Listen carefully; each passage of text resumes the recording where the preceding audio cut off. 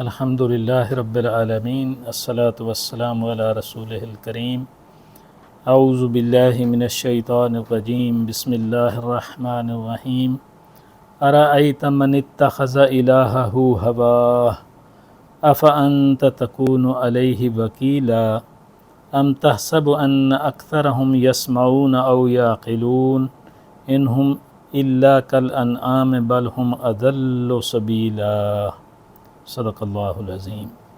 رب اشرح لی صدری ویسر لی امری واحلل عقدۃ من لسانی یفقہوا قولی اللہم ارنا الحق حقا وارزقنا اتباعہ وارنا الباطل باطلا وارزقنا اجتنابہ رب زدنی علما یا رب العالمین۔ سورہ بقرہ کے چیدہ مضامین کا جائزہ ہمارا پچھلی دفعہ مکمل ہو گیا تھا۔ ابھی اس نشست میں کچھ ہم چیدہ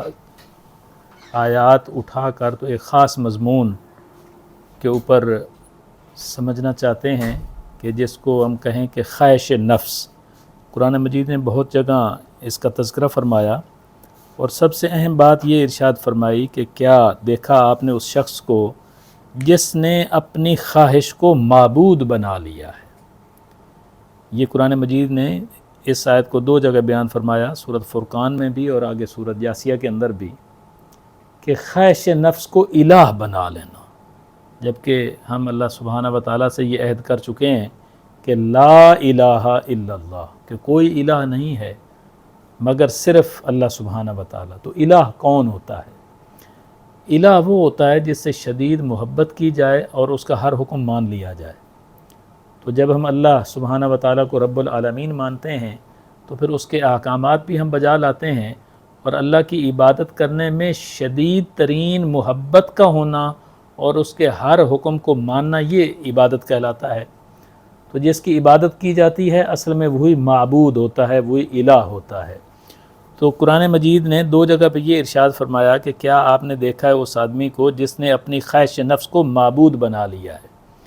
وہ خواہش نفس کیسے معبود بنتی ہے؟ یہاں تھوڑا اس کا تذکرہ فرمایا، افانت تکون علیہ وکیلا، تو کیا آپ پھر اس کے ذمہ دار ہو سکتے ہیں؟ یعنی جس بندے نے یہ فیصلہ ہی کر لیا ہے کہ میں نے اپنی خواہش نفس کے پیچھے ہی چلنا ہے، تو اس میں فرمایا جا رہا ہے رسول اللہ صلی اللہ علیہ وسلم سے کہ پھر آپ اس کے لیے کیسے وکیل بن سکتے ہیں، اس کے لیے کیا کر سکتے ہیں، آپ اس کو کوئی روک سکتے ہیں؟ ام تحسب ان اکثرہم یسمعون او یعقلون، کیا آپ گمان کرتے ہیں کہ بے شک ان کے اکثر لوگ سنتے ہیں یا سمجھتے ہیں؟ نہیں۔ کیسے وہ خواہش نفس جو ہے وہ معبود بن جاتی ہے؟ جب قرآن مجید کو یہ حق بات کو سننا اور سمجھنا چھوڑ دیتے ہیں۔ تو جب یہ چھوڑ دیتے ہیں تو پھر انسان کی مثال جو ہے وہ جانوروں جیسی ہو جاتی ہے۔ اس کا تذکر فرمایا، انہم الا کالانعام، نہیں ہیں یہ مگر چوپایوں کی طرح ہیں، بل ہم اضل سبیلا، بلکہ ان سے بھی زیادہ گمراہ ہیں راستے کے لحاظ سے۔ جانوروں کو اللہ تعالیٰ نے بالکل محدود سا اختیار دیا ہے، اور ایک چیز ان کے اندر مسلسل فیڈڈ ہے فطرت کی طرف سے کہ بس انہوں نے اپنی کھانے پینے کی خواہش کو پورا کرنا ہے، اور اس کے بعد کوئی جنسی خواہش ہے وہ پوری کرنی ہے۔ اللہ خیر صلی اللہ، آپ کوئی جانور پال بھی لیں، آپ کو کس سے اچھا تعلق بھی ہو جائے، آپ گھر میں رکھ لیں، جب آپ اس کو بلائیں گے تو بس وہ یہی خواہش کرے گا کہ شاید کوئی چیز کھانے کی دے رہا ہے، اور بس اتنی ہی جو ہے وہ ایک جانور کی ضرورت ہے، یہی اس کی زندگی ہے، اسی میں اس کا جینا، اسی میں مرنا۔ اور جب انسان بھی سوچنا سمجھنا چھوڑ دے کہ میں کہاں سے آیا ہوں، کون ہوں، اس کے آگے بھی میں نے جانا ہے یا نہیں جانا، اگر جانا ہے تو وہاں کیا حساب کتاب ہونا ہے، کیا معاملات ہیں، تو اگر جب انسان یہ سوچنا چھوڑ دے تو پھر اس کی مثال بھی جو ہے وہ بھی ایسے ہی ہو جاتی ہے جیسے جانور ہوتا ہے۔ اچھا، اب یہ ہے کہ یہ خواہشات ہمارے اندر پیدا کہاں سے ہوتی ہیں؟ یہ بڑی بنیادی بات ہے۔ وہ اس لیے کہ قرآن مجید یہ بیان کرتا ہے سورہ آل عمران کے اندر، زُیّنَ لِلنَّاسِ حُبُّ الشہوات، مزین کر دی ہیں لوگوں کے لیے خواہشات نفسانی، من النساء عورتوں میں سے، والبنین بیٹوں سے، والقناطیر المقنطرہ اور جمع کیے ہوئے خزانوں سے، من الذہب والفضہ سونے کے اور چاندی کے، والخیل المسومہ اور نشان زدہ گھوڑے، والانعام اور چوپائے، والحرث اور کھیتیاں۔ یعنی دنیا کی ٹیمپٹیشن والی جتنی چیزیں ہیں اللہ سبحانہ و تعالیٰ یہ فرما رہے ہیں کہ یہ ہم نے انسانوں کے اندر تو مزین کی ہوئی ہیں، ان کی محبت جو ہے وہ فطری طور پہ انسان کے اندر موجود ہے کہ انسان کو جو ہے وہ عورتوں کی محبت اور بیٹوں سے اور خزانے جمع کیے ہوئے سونے چاندی کے اور خیل المسومہ، اس وقت جو ہے بہترین تیز ترین سواری جو ہے وہ بڑے خاص نسلی گھوڑے، نشان زدہ گھوڑے ہوتے تھے، جن کی جگہ آج جو ہے آپ برینڈڈ گاڑیوں کا لفظ استعمال کر سکتے ہیں۔ اور اسی طرح چوپائے جو ہیں، بہت سارے جانور پالنا، وہ بہت بڑی اکانومی جو ہے اسی پر بیس ہوتی تھی۔ اور پھر فصلیں، اسی کو آج جو ہے آگے آپ بڑھائیں، انہی سے آگے پوری انڈسٹریلائزیشن اور پوری جو ہے مارکیٹ اکانومی اسی سے چلتی ہے۔ تو ان چیزوں کی محبت انسان کے اندر ڈالی ہوئی ہے۔ اب وہ جو بیلنس ہے وہ انسان نے خود کریٹ کرنا ہے کہ یہ چیزوں کی جو محبت ہے ان کو لمٹ کرنا ہے، اور جب لمٹ کرنا ہے تو جائز وسائل سے ان کو پورا کرنا ہے، اور ان سب سے اوپر اللہ کی محبت، رسول اللہ صلی اللہ علیہ وسلم کی محبت اور دین کی محبت کو لانا ہے۔ تو اس کے نیچے اگر یہ چیزیں جو ہے وہ جائز وسائل سے پوری ہوتی رہتی ہیں تو یہ تو اجازت ہے، کیونکہ دنیا میں رہنا ہے، یہاں کھانا پینا بھی ہے، کہیں سونا بھی ہے، کہیں رشتہ داریاں بھی ہیں، کہیں معاملات بھی ہیں، یعنی یہ ایسی چیزیں ہیں کہ جن کے بغیر گزارا بھی نہیں ہے۔ لیکن یہ ایسی چیزیں ہیں کہ اگر آپ کی سوچ کے اوپر یہی حاوی ہو جائیں اور آپ کی پوری زندگی کا مشن اور ٹارگٹ یہی بن جائیں تو یہ وہی خسرت ہے جو جانوروں کے اندر پائی جاتی ہے۔ تو پھر اس سے جو ہے وہ انسان اس خواہش نفس کا غلام بن جاتا ہے۔ اس کے مقابلے میں ارشاد فرمایا ذالک متاع الحیات الدنیا، یہ چیزیں سب دنیاوی زندگی کا فائدہ ہیں، یہاں کا ساز و سامان ہے۔ واللہ عندہ حسن المآب، اور اللہ اس کے پاس تو وہ بہترین خزانہ ہے۔ وہ کیا ہے؟ وہ بہترین خیر ہے جو اللہ کے پاس ہے، جس کے لیے فرمایا گیا قل اونبئکم بخیر من ذالکم، کیا میں تمہیں بتاؤں کہ اس سے بہترین چیز کون سی ہے؟ کہ یہ عورتوں کی محبت اور یہ بیٹوں کی محبت اور یہ سونے چاندی کے خزانے اور تجارت اور سواریاں اور جو کچھ بھی یہ ہے، اس سے بہترین چیز نہ آپ کو بتا دوں کہ وہ کیا ہے؟ پھر آگے بتا دی للذین اتقوا، لیکن شرط یہ ہے کہ وہ عام آدمی کے لیے نہیں ہے، وہ ان لوگوں کے لیے ہے جو تقوی کا راستہ اختیار کرتے ہیں۔ وہ کیا ہے؟ عند ربہم جنات تجری من تحتها الانہار، کہ ان کے پروردگار کے پاس بہترین باغات ہیں جن کے نیچے نہریں جاری ہوں گی، خالدین فیہا، وہ ہمیشہ ہمیش رہیں گے ان کے اندر، وازواج مطہرہ، اور پاکیزہ بیویاں ہوں گی، ورضوان من اللہ، اور اللہ کی رضا ہے، اللہ کی خوشنودی ہے، واللہ بصیر بالعباد، اور اللہ تعالیٰ خوب دیکھنے والا ہے اپنے بندوں کو۔ اب یہ جو بیلنس ہے اس کو ڈٹرمن کرنا یہ ہر بندے کے اوپر چھوڑ دیا گیا کہ کون کتنی محنت کر کے اس کی طرف آتا ہے اور اس بیلنس کو کریٹ کرتا ہے۔ تو وہ کیسے کریٹ ہوتا ہے؟ اس کے لیے ضروری ہے کہ جو خواہش نفس ہے اس کو پیچھے لایا جائے، اور جو اصل حق ہے اللہ سبحانہ و تعالیٰ کو الہ مانا جائے، اور اس کے جو احکامات ہیں ان کو فوقیت دی جائے اور پہلے نمبر پر لے آیا جائے۔ اس کے لیے یہ خواہشات ہمارے اندر جنم کیسی لیتی ہیں؟ ہم دیکھتے ہیں کہ جب بچہ پیدا ہوتا ہے تو اسی کو کچھ پتہ نہیں ہوتا، اس کے ذہن کی سلیٹ بالکل صاف ہوتی ہے، اس کے دو ان پٹ ڈیوائسز کھلے ہوتے ہیں، ایک اس کے کان ہیں، ایک اس کی آنکھیں ہیں۔ جو کچھ وہ دیکھتا ہے اور جو کچھ وہ سنتا ہے اس کے لحاظ سے اس کے برین کے اوپر امیجز کریٹ ہوتے ہیں۔ اس لیے والدین کو اہم ترین مقام دیا گیا کہ بچوں کی سماعت اور بصارت والدین کے کنٹرول میں ہوتی ہے، وہ جو چاہیں ان کو سنائیں اور جو چاہیں ان کو دکھائیں، جو بولیں گے وہ سنیں گے، اور جہاں آپ ان کو لے کے جائیں گے وہ چیزیں وہ دیکھیں گے، اور اسی لحاظ سے ذہن سازی ہوتی ہے۔ جب ان کے سامنے مسلسل یہی چیزیں، انہی کی نشو و نما، انہی کو ٹارگٹ بنا کے پیش کیا جائے گا جن کی محبت اللہ سبحانہ و تعالیٰ نے انسان کے اندر رکھی ہوئی ہے، تو پھر وہ انہی کو ہی اصل ٹارگٹ سمجھے گا اور انہی کے پیچھے پوری زندگی لگا دے گا۔ اس لیے سورہ جاسیہ کی آیت میں یہ فرمایا افرأیت من اتخذ الہہ ہوا، کیا آپ نے دیکھا اس شخص کو جس نے اپنی خواہش کو اپنا الہ بنا لیا، وَأَضَلَّهُ اللَّهُ، اور اسے گمراہ کر دیا اللہ نے، علی علم، علم کے باوجود، وختم علی سمعہ، اور مہر لگا دی اس کے کان پر، وقلبہ، اور اس کے دل پر، وجعل علی بصرہ غشاوہ، اور اس کی آنکھوں کے اوپر پردہ ڈال دیا۔ یہ پھر ایک سٹیج آ جاتی ہے کہ انسان کے سامنے دو راستے آتے ہیں کہ ایک دل کرتا ہے کہ کسی بھی غلط طریقے سے میری ضرورت ہے، مال آ جائے اور میں جو ہے اس سے فائدہ اٹھا لوں۔ زیادہ چیزیں ہم نے دیکھی کہ وہ زیادہ مال کی محبتیں ہیں یا بیوی اور بچوں کی محبتیں ہیں، تو اس کا بھی الٹیمیٹ رزلٹ یہی ہوتا ہے کہ ان کی محبت اور ان کی خواہش کو پورا کرنے کے لیے کہیں سے بہترین فیسلٹیز جو ہیں، مال و دولت، وہ اکٹھا کر لیا جائے اور ان کی جو خواہشات ہیں ان کو پورا کر لیا جائے۔ تو یہ کب ہوتا ہے کہ پہلے انسان کی ذہن سازی تو ہوتی چلی گئی، اب ایک خاص سٹیج کے اوپر جا کے انسان وہ فیصلے کرتا ہے اس میٹیریل کے مطابق جو اس کے ذہن میں سٹور ہو چکا ہے، جو فائلیں اس کے ذہن میں کریٹ ہو چکی ہیں۔ مجھے کیا والدین نے سکھایا اور دکھایا پہلے دن سے، اسکولوں کالجوں میں نے کیا دیکھا جا کے اور کیا سنا، کیا میں نے پڑھ لیا اور کیا کچھ میں نے محلے سے، اور پھر آج جو سب سے زیادہ ہمارے لیے سورس ہے وہ میڈیا ہے، وہاں سے کیا کیا چیزیں میرے ذہن میں آتی چلی گئیں، میں ان کو پروسیس کر کے اپنا ٹارگٹ بنا لیتا ہوں۔ اور ٹارگٹ آپ دیکھیں گے کہ وہی جو اللہ سبحانہ و تعالیٰ نے چیزیں بتائی ہیں، ان سے باہر کوئی ٹارگٹ نہیں ہوتا، یہی ٹارگٹ ہے۔ جب یہ ٹارگٹ آپ نے بنا لیا اور آخرت کو بھول گئے اور اللہ سبحانہ و تعالیٰ کی بندگی کو بھول گئے، تو پھر حق جب آئے گا تو بہتر تو یہ ہے کہ پہلے آپ تک حق کی تعلیم اس طرح نہیں پہنچی، تو اب جو ہے وہ اپنے خیالات اور نظریات کو ایڈریس کرنا شروع کریں۔ وہ جو غلط فائلیں کریٹ ہو گئی ہیں برین کے اندر، وہ ظاہر ہے آپ کو مٹانے کا اختیار تو ان کا آپ کو حاصل نہیں ہے، لیکن یہ ضرور ہے کہ آپ ان کی جگہ ایسی جو ہے وہ دوسری فائلیں کریٹ کرتے چلے جائیں کہ وہ فائلیں دب کے رہ جائیں، جس کے لیے جو ہے وہ سادہ اصول علماء بیان کرتے ہیں۔ آپ نے ایک کمپیوٹر بنایا ہے اور اس کے اندر جو ہے وہ ان پٹ ڈیوائسز ہیں، آپ دیتے ہیں اور وہ پروسیس کرتا ہے، آپ کو رزلٹ دیتا ہے۔ آپ جب چاہتے ہیں اس کے اندر سے کوئی بھی فائل ڈیلیٹ کر دیتے ہیں، لیکن کمپیوٹر کو اٹ سیلف یہ اختیار حاصل نہیں ہے۔ ایسا ہی میرا جو دماغ ہے اللہ سبحانہ و تعالیٰ نے بنایا ہے،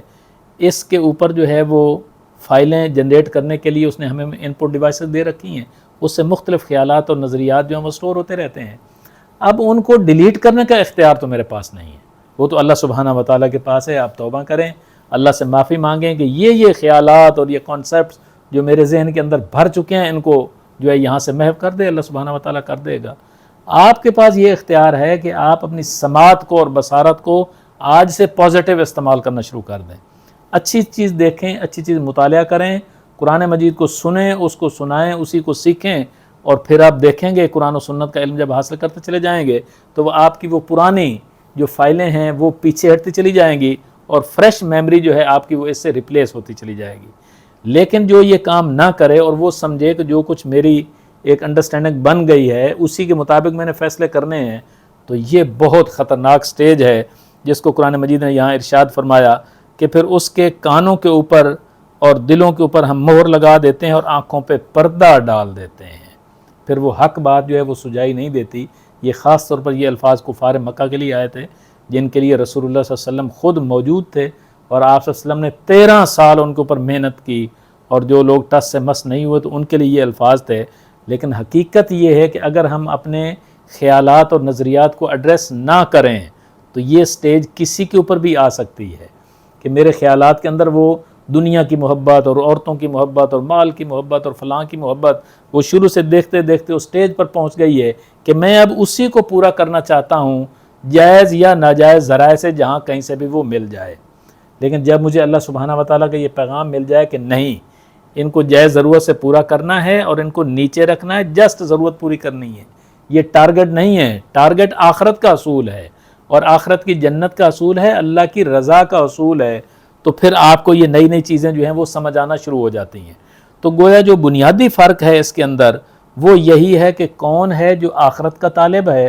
اور کون ہے جو دنیا کی انہی چیزوں کو ٹارگٹ بنا کے اور انہی کا طالب بن جاتا ہے۔ تو یہ گویا جو ان چیزوں کو حاصل کرنے کے لیے دوڑ لگاتا ہے اس کو نفسانی خواہشات کا غلام کہا گیا، اور یہ خواہشات کا بندہ ہے جو اپنی خواہشات کو معبود بنا کے ان کے پیچھے چل رہا ہے۔ اور جس نے آخرت کو ٹارگٹ کر لیا اس کے لیے اس نے جد و جہد کی اور ان چیزوں کو ضرورت کے تحت جائز وسائل میں استعمال کرتے ہوئے دوسرے درجے کی حیثیت دے کے چلتا رہا، وہ صراط مستقیم ہے۔ اور اس کے لیے جو بات شروع ہوتی ہے وہ ہوتی یہیں سے ہے کہ ایک دم بیٹھے بٹھائے یہ نہیں ہے کہ میں آج تک جو ہے وہ تو ان چیزوں کی خواہش لے کے پھرتا رہوں اور صبح میں اٹھوں تو یہ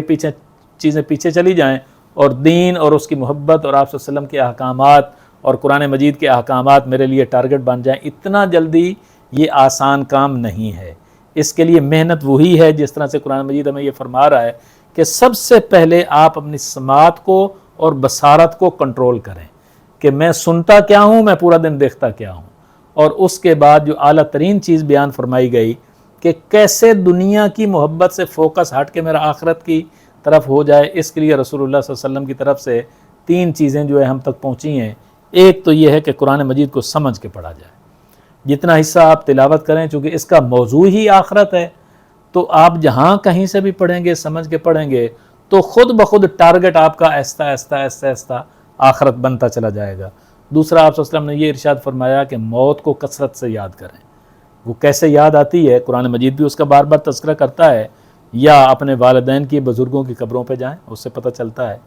اور تیسری بات ارشاد فرمائی گئی جو قرآن مجید نے بھی فرمائی، یا ایھا الذین آمنوا اتقوا اللہ وکونوا مع الصادقین، آئے وہ لوگوں جو ایمان لائے ہو، تقوی کا راستہ اختیار کرو اور صحبت صالحین صادقین اختیار کر لو، سچے لوگوں کے ساتھ بیٹھنا شروع کر دو،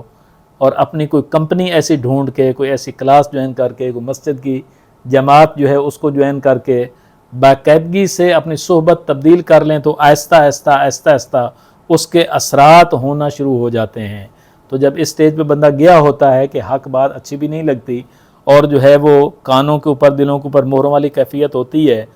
کوئی اس کو دور نہیں کر سکتا سوائے اللہ سبحانہ و تعالیٰ کے۔ تو اس لیے فرمایا فَمَن يَهْدِيهِ مِن بَعْدِ اللَّهِ، تو پھر کون ہے جو اسے ہدایت دے اللہ کے بعد؟ یہ وہ سٹیج ہوتی ہے جہاں صرف اللہ سبحانہ و تعالیٰ ہدایت دے سکتے ہیں۔ تو مسلسل ٹارگٹ کر کے اللہ سبحانہ و تعالیٰ سے اس ٹارگٹ کو اچیو کرنے کے لیے دعا کرنا، پھر اس سے اللہ تعالیٰ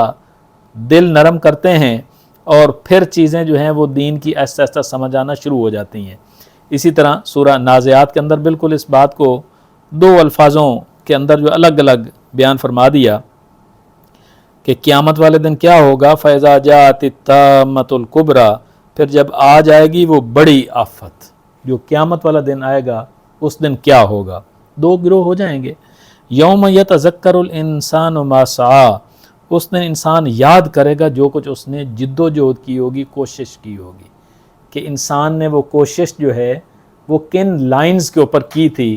وہ ساری اس کے سامنے ہوگی۔ تو 2 طرح کی کوشش ہوگی۔ ایک تو وہ تھے کہ جنہوں نے دنیا کے انہی ٹارگٹس کو حاصل کرنے کے لیے پورا فوکس کیا، رات دن ایک کیے رکھا، اور بھولے رہے کہ مجھے موت بھی آنی ہے، کل کو اللہ کے حضور پیش بھی ہونا ہے، تو وہاں کیا چیز کام آنی ہے۔ تو یہ وہ لوگ ہیں جنہوں نے دنیا کو ٹارگٹ بنا لیا اور اسی کو اہمیت دی، اسی کے پیچھے دوڑتے رہے۔ تو ان کے لیے فرمایا وَبُرِّزَتِ الْجَحِیمُ لِمَن یَرَىٰ، تو ظاہر کر دی جائے گی دوزخ ہر اس شخص کے لیے جو دیکھتا ہے۔ فَأَمَّا مَن طَغَىٰ، پس وہ جس نے سرکشی اختیار کی تھی، وَآثَرَ الْحَیَاةَ الدُّنْیَا، اور دنیاوی زندگی کو ترجیح دے رکھی تھی، فَإِنَّ الْجَحِیمَ هِیَ الْمَأْوَىٰ، تو پھر بلا شبہ جہنم ہی اس کا ٹھکانہ ہے۔ اللہم اجرنا من النار، اللہ تعالی ہم سب کو اس سے بچائے رکھے۔ تو وہ دنیا کی کیا چیز ہے کہ جس کو اس نے اہمیت دیے رکھی، ترجیح دیے رکھی، وہی چند چیزیں ہیں، اور انسان کے پاس جو بدل بدل کے انہی کی محبت کہیں نہ کہیں انسان کو گھیر کے لاتی ہے اور صراط مستقیم سے ڈی ٹریک کرتی رہتی ہے۔ یہ وہ ٹارگٹ ہے جنہوں نے اس کو ٹارگٹ بنایا اور حاصل کرنے کی جدوجہد میں لگے رہے۔ یہ وہ لوگ ہیں جو گویا خواہش نفس کی پیروی میں لگے رہے اور خواہش نفس کو الہ بناتے رہے۔ اس کے مقابلے میں دوسرا گروہ ہے وَأَمَّا مَنْ خَافَ مَقَامَ رَبِّهِ،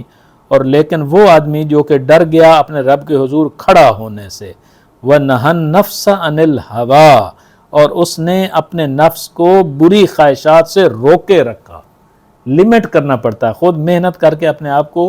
روکنا پڑتا ہے۔ وہی 3 طریقے جس کا پہلے تذکرہ کیا کہ ان میں سے محنت کر کے اپنے آپ کو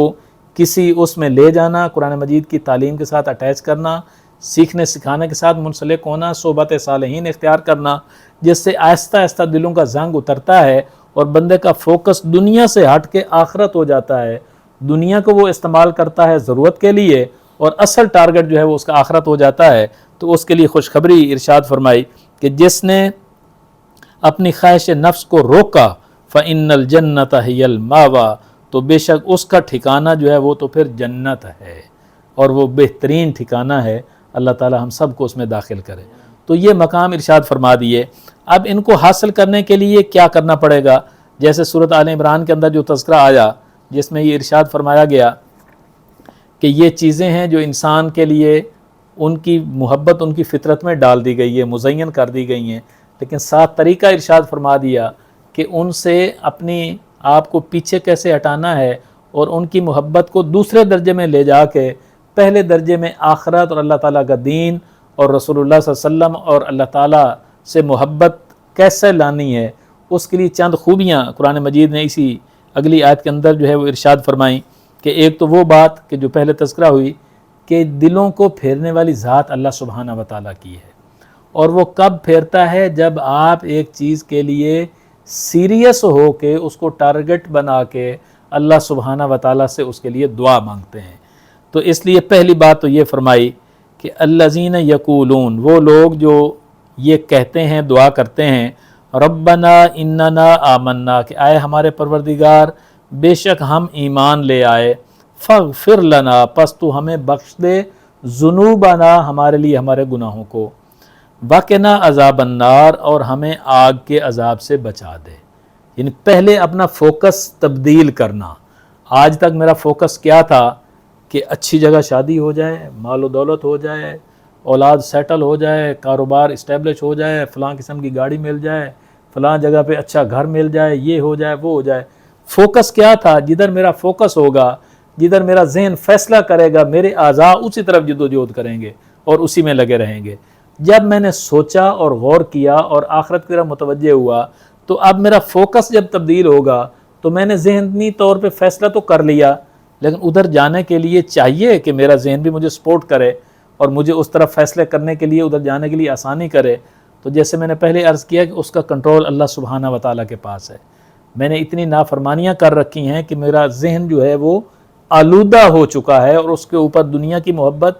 چھائی ہوئی ہے، اور میں اسی خواہش نفس کے تابع رات دن جو ہے وہ چلتا رہتا ہوں اور اسی کی بات سنتا رہتا ہوں۔ جب میرا وہ نفس تقاضا کرتا ہے کہ اب سونا ہے تو میں سوتا ہوں، بے شک درمیان میں 10 نمازیں نکل جائیں، اور جب وہ تقاضا کرتا ہے کہ پیسے اکٹھے کرنے ہیں تو میں نہیں دیکھتا کہ حلال سے آ رہے ہیں یا حرام سے آ رہے ہیں، میں اس کی جو ہے وہ ڈیمانڈ کو پورا کرتا ہوں اور ہر طرف سے کما کے لے آتا ہوں۔ اسی طرح سے جنسی خواہشات کا معاملہ ہے۔ ان کو لمٹ کرنے کے لیے سب سے پہلے اللہ سبحانہ و تعالیٰ سے دعا کرنا، اور دعا ایمان والوں کی قبول ہوتی ہے، اس لیے پہلے ایمان کا تذکرہ ہے کہ پہلے ایمان کا اقرار کریں۔ ہم بڑے بڑے گناہوں میں جب آگے سے آگے بڑھتے چلے جاتے ہیں تو انسان آہستہ آہستہ ایمان سے فارغ ہو جاتا ہے، وہ اپنے آپ کو مسلمان سمجھ رہا ہوتا ہے لیکن ایمان اس کے پلے میں نہیں ہوتا۔ اس لیے پہلے جو دعا سکھائی گئی کہ وہ دعا کرتے ہیں کہ آئے ہمارے پروردگار ہم ایمان لے آئے، پس ہمارے گناہوں کو معاف فرما دے اور ہمیں آگ کے عذاب سے نجات عطا فرما۔ اور اس کے بعد پھر کرنا کیا ہے؟ اس کے بعد یہ ٹیمپٹیشن تو رہیں گی، آپ جہاں کہیں بھی ہوں گے آپ صراط مستقیم پر چلیں گے اور آپ دیکھیں گے کہ باقی جو ہے وہ تو آپ سے دنیا کی دوڑ میں آگے نکلتے چلے جا رہے ہیں۔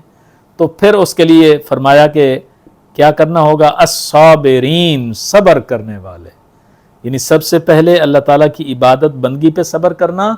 اور پھر وہ ٹیمپٹیشن جو غلط راستے سے پوری ہونے والی ہیں، دنیا اس پہ آپ کو دوڑتی نظر آئے گی، اپنے آپ کو لمٹ کرنا، روکنا، صبر اور قناعت کے ساتھ جو جائز وسائل ہیں ان کے اوپر فوکس کرنا، اور اصل ٹارگٹ آخرت کو بنانا اور دنیا کو ضرورت کے تحت پورا کرنا۔ فرمایا یہ لوگ یہ کام کر پائیں گے جن کے اندر صبر کا مادہ ہوگا۔ دوسری خوبی ارشاد فرمائی والصادقین، اور سچ بولنے والے۔ زندگی میں اگر تبدیلی لانا چاہتے ہیں اور دنیا سے فوکس ہٹا کے آخرت کرنا چاہتے ہیں تو سچائی کو اختیار کر لیں۔ قرآن مجید نے ارشاد فرمایا سورۃ احزاب کے اندر کہ قولوا قولا سدیدا، کہ بالکل سچی اور سیدھی بات کرو، یصلح لکم اعمالکم ویغفر لکم، اللہ تعالیٰ تمہارے گناہوں سے درگزر کر دے گا اور تمہاری بخشش فرما دے گا۔ سچائی کا راستہ اختیار کرنا،